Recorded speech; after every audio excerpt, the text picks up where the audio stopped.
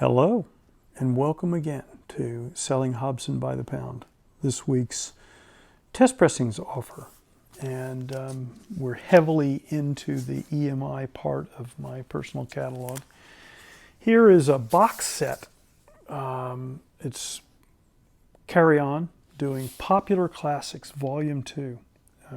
Great pieces, big show pieces, pictures in an exhibition, Pines of Rome, Finlandia, Hungarian Rhapsody No. 2, La Lysienne Suites 1 and 2. There's, Gaieté Parisienne excerpts with Philharmonia Orchestra. I say hard set to find and impossible in this condition. Records play conservatively near mint minus. Exceptional box set of Carry On Philharmonia performances of thrilling showpieces. Great recordings and performances pressed on high-quality vinyl. I think probably better than some of the original pressings of these.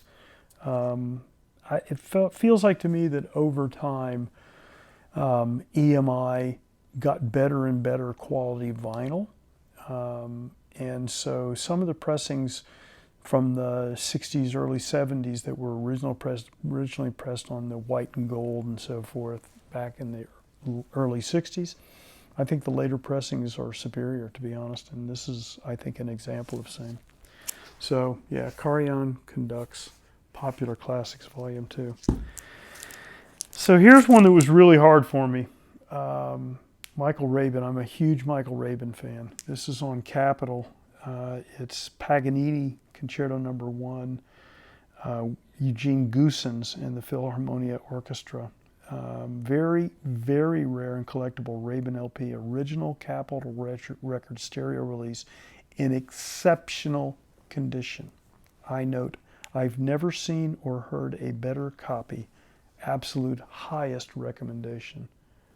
It's an incredible record, period, end of story. So, very collectible. Here's an interesting record. Beethoven Symphony No. 7, Zell in Cleveland. On the Columbia label, pressed by EMI. Tricky thing, it's that turquoise and silver label, right, original.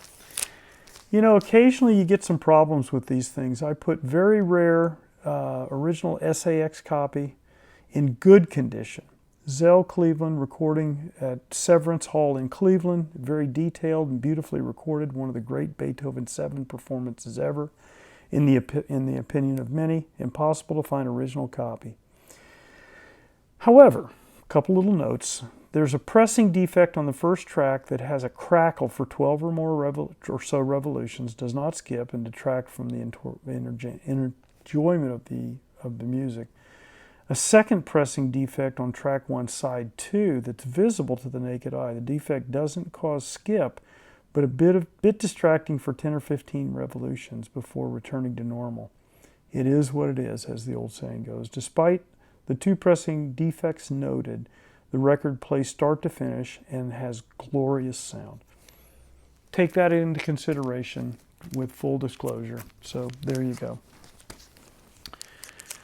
Studio 2, one of the labels that EMI put stuff out on. Rimsky-Korsakov, Scheherazade, Silvestri, Bournemouth Symphony. Ridiculously dynamic recording of this has very big sound. Rich string tone and hall ambience at Winter Gardens Hall in Bournemouth, UK. Top performance, Silvestri from 1967. Yeah, I think this came out as a white and gold as well. Here's that Stereo 2 label. This is a fabulous copy. Here's a historical Casals Courteau. It's a transfer. I put stunning transfers of this Thibaut Couture Casals performance. Beethoven sonatas played with a mono cartridge is nothing short of amazing. The pressing is near mint minus. Hard to find a better copy, period. Superb French Pathé recording, transfer, and pressing. Beautiful liner notes, dowel, inner sleeve in perfect condition. You see that?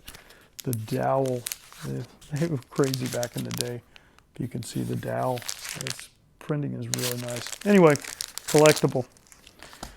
Perlman, I've got some Perlman records that I found in the collection. Paganini Concerto Number 1. This is ASD 2782. Very dynamic and well-recorded performance with Perlman in top form. Very nice original copy. Hard to find in this condition. Big sound.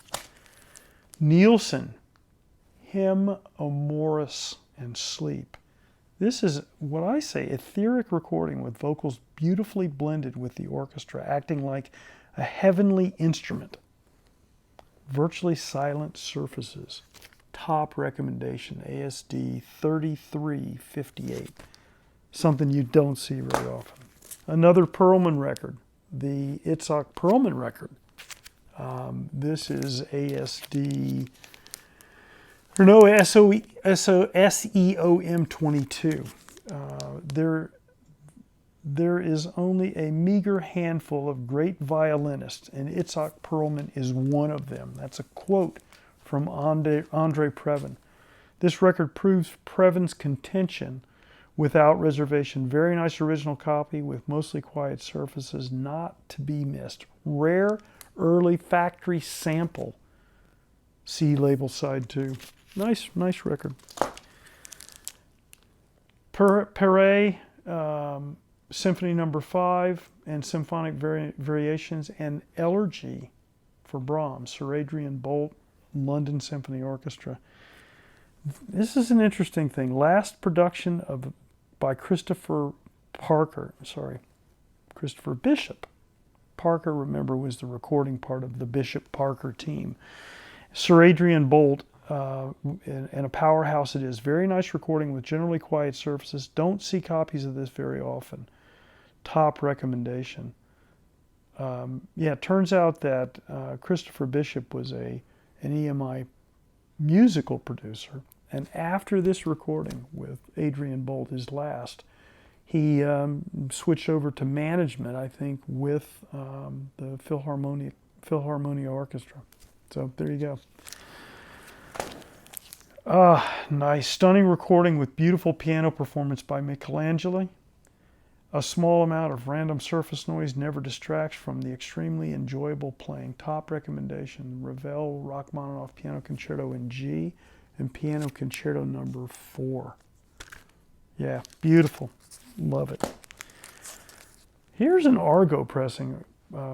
Argo is kind of a related label to EMI, so the pressings are fantastic. You got Vivaldi, Gloria, and Pergolesi, magnificent. This is, what do I say? Do I say anything about this record? Oh, the choir at King's College, Cambridge, directed by David Wilcox, and he's directing the Academy of St. Martin in the Fields.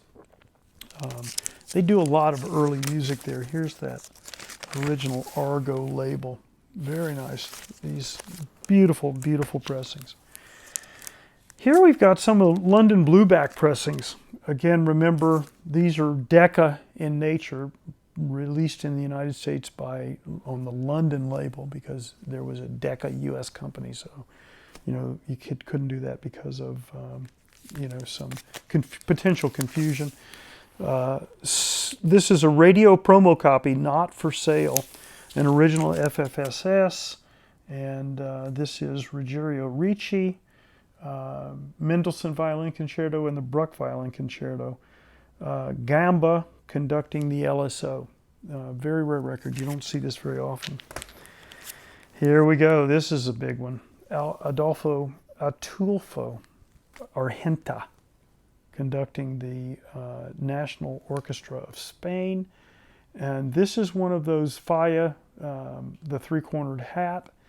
And this, I believe, is one of those records that did not come out as a Decca SXL. Again, radio promotion copy, not for sale. Impossible to find these days. Another Ruggiero Ricci, Paganini Caprices. This is an original pressing. Nice blueback. Remember, the blueback designates the back cover, and it designates that was the original release of same. Here we've got a Campoli playing violin, Adrian Boult conducting the LSO, Mendelssohn for violin and concerto, another London original FFSS copy, deep groove copy, pressed at the same time that the Decca SXLs were. Here's a reissue, EMI reissue, of the Rachmaninoff Rhapsody on Theme of Paganini, Piano Concerto No. 2 and Piano Concerto No. 2. Collard playing piano, and I say perfect copy of a venerable favorite Rachmaninoff composition, recorded perfectly by Pathé Marconi /EMI. So a French recording pressing, virtually silent surfaces allow the music to jump out of the grooves. Doesn't get any better than this. So this is ESD 7076. They did this Greensleeves reissue series, and I have to say, the pressings without compare are dead silent and just beautiful. That's one of the things that I've rediscovered in going through my EMI collection, is these Greensleeves are pretty darn cool. This is a pretty interesting record. CSD 3761. It's Monroe conducting the early music consort. This composer, Michael Pretorius, very, very old music. In fact, I was surprised at this. I hadn't realized. Pre-Bach era compositions recorded perfectly by EMI, with Monroe conducting unusual early instruments, including serpent recorders and crumb horns, are a delight. Don't see these records often. Wow. Yeah, so somebody's going to get lucky with that. Couple more things. ASD 3556, Prokofiev, Classical Symphony No. 7. It's Symphony No. 7. It's called the Classical Symphony. Previn and LSO. Christopher Parker recording of Previn LSO is both delicate and dynamic, I say. Big EMI Parker sound. This has audiophile recording all over it. Close mic'd and with first row perspective. Top recommendation. It's got that postage stamp dog, color postage stamp dog label. Very nice copy. Tortelier. Paul Tortelier plays Rachmaninoff and Chopin cello concertos with Aldo Ciccolini on piano. I write rare copy of Tortelier doing Rachmaninoff and Chopin cello concertos. Very nice copy with quiet surfaces and outstanding performances, of course. Again, another one of the postage stamps, colored postage stamp dog pressings. And finally, another Andre Previn. Prokofiev, Romeo and Juliet, Scenes and Dances, Previn and LSO. I say another Bishop and Parker production / recording. Success with Previn LSO. Pressing has some random ticks that do not distract from enjoyment of this fabulous recording / performance. Top recommendation. So there you go. That and a few others that I didn't go over are the offering this week. And as always, I wish you good luck. Thanks so much.